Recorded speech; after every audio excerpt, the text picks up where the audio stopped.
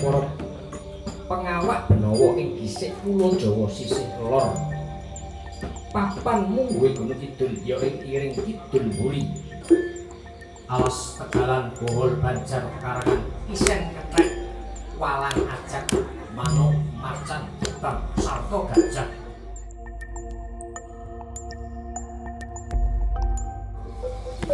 Sakwise sowanmu padha kanthi prayoga, sakwise lungguhmu sing kepenak padha kanthi Basuki nggir putuku Jaka Pangarsa, ya Jaka Pangreksa.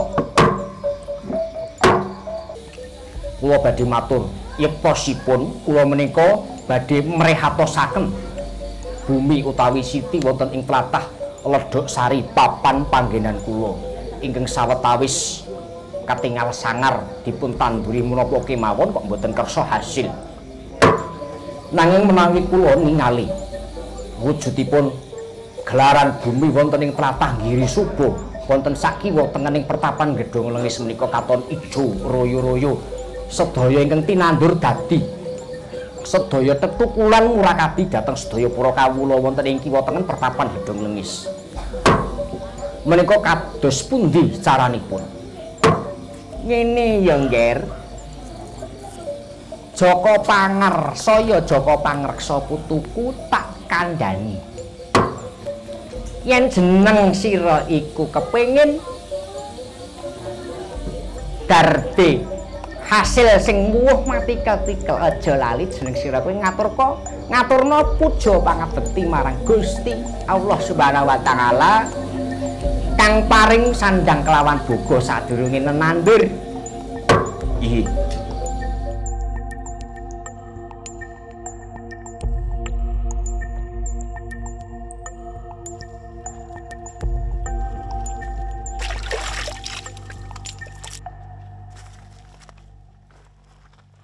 Kegelisahan kami itu memang berawal dari Kabupaten Gunung Kidul yang sejak dulu terkenal kekering, ketika setiap tahun itu dropping air gitu. Nah, ada tren terbaru bahwa saat ini ketika musim penghujan datang Gunung Kidul itu banyak tempat yang kebanjiran dan longsor. Satu-satunya jawaban kita harus kembali ke alam, merawat alam dengan cara menanam pohon, merawat sumber mata air dan lain-lain.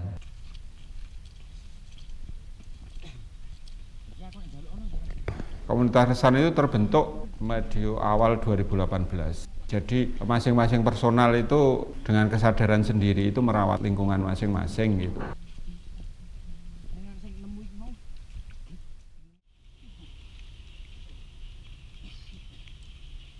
Resan itu bahasa Jawa, dari akar kata werksa itu pohon besar, kalau reksa itu penjaga. Jadi pohon besar yang mempunyai fungsi menjaga lingkungan, baik tanah, air, udara, ataupun hal-hal yang berkaitan secara umum dengan lingkungan.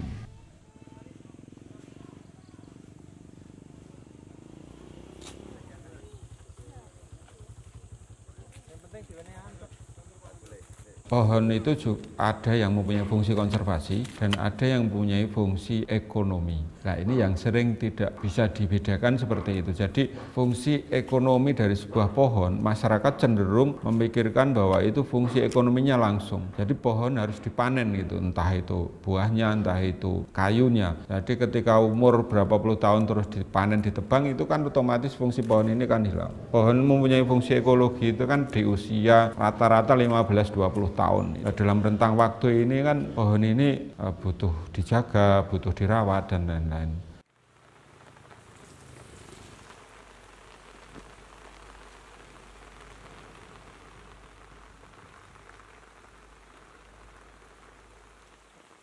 Pohon yang bisa disebut resan itu kan usianya sudah ratusan tahun. Jadi memang betul ada faktor alam yang ketika pohon ini sudah terlalu tua, kemudian lapuk dan mati tanpa diiringi dengan perawatan, penyulaman, penanaman kembali dan lain-lain. Juga ada bentuk lain yaitu tentang konflik sosial antara manusia dengan alam. Jadi bagaimana tuntutan kebutuhan manusia akan ruang, tuntutan kebutuhan manusia akan lahan pertanian dan lain-lain, ini akhirnya membuat banyak pohon-pohon resan yang dianggap tidak mempunyai fungsi, ini dimatikan atau ditebang atau dirobohkan gitu.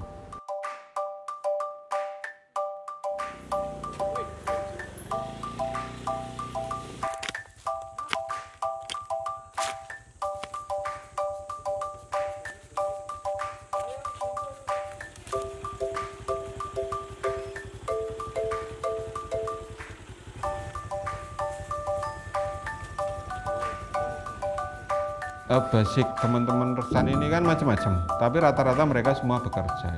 Kita slownya itu kan hari Minggu gitu. Apapun itu ya kita gunakan untuk kegiatan. Di samping menanam pohon, di musim penghujan ini kita menanam pohon.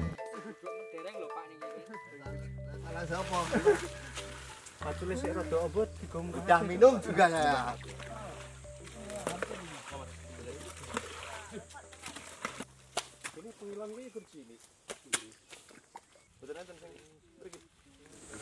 Bersyukur kepada Gusti Allah, kita kembali menemukan sumber air pada Minggu Pon. Oleh karenanya, sebagai wujud syukur kita kepada Tuhan Yang Maha Esa, mari kita berdoa menurut agama dan kepercayaan kita masing-masing. Berdoa mulai.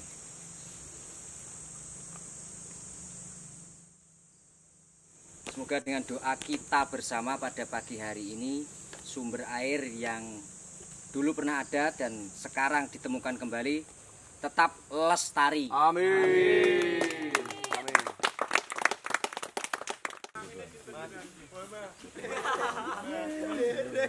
Bahwa mereka ada banyak hal tentang memori masa lalu yang masih tersimpan tentang bagaimana harmonisasinya alam masyarakat warga terhadap sumber air, dan itu ada memori yang kita aduk kembali untuk bagaimana mereka untuk berromantisme gitu.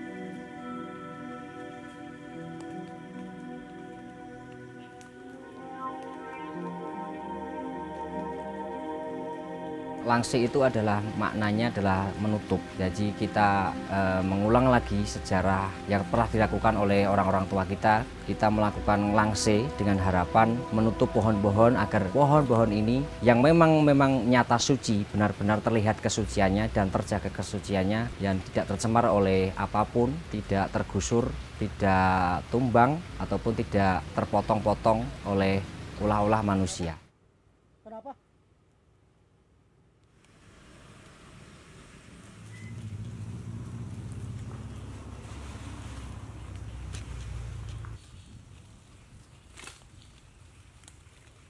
Tata cara ngelangse itu adalah berdoa meminta bahwa kita akan melakukan upacara ngelangse. Kemudian kain itu dililitkan berputar ke arah kiri dengan arahan melawan jarum jam. Perputaran ini sangat banyak sekali kita jumpai. Misalnya adalah perputaran orang-orang tawaf di Masjidil Haram, kemudian perputaran kalau di Jogja ada tradisi perputaran mubeng beteng. Dan ini adalah perputaran yang sama, melawan putaran jarum jam. Dengan harapan jika bumi ini berputar ke kanan dan kita berlangse ini berputar ke kiri, dia akan tangkep atau gatuk begitu. Kalau jumlah orang yang melakukan itu tergantung pohonnya. Kita pernah ngelangse sebanyak 12 orang, karena pohonnya sangat besar sekali. Dan kita memakai 22 meter kain morinya.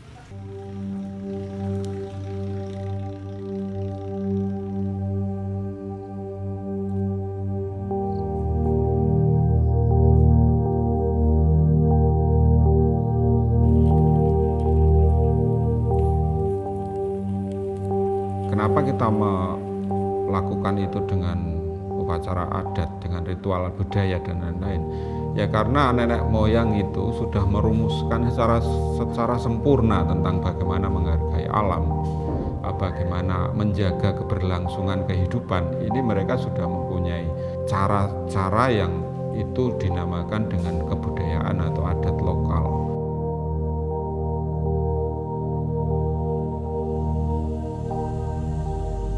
Sekarang banyak masyarakat yang sudah mulai abai dengan upacara adatnya. Dalam tanda kutip bahwa masyarakat ini sudah mulai melupakan adat nenek moyang tentang menjaga alam dan lingkungan.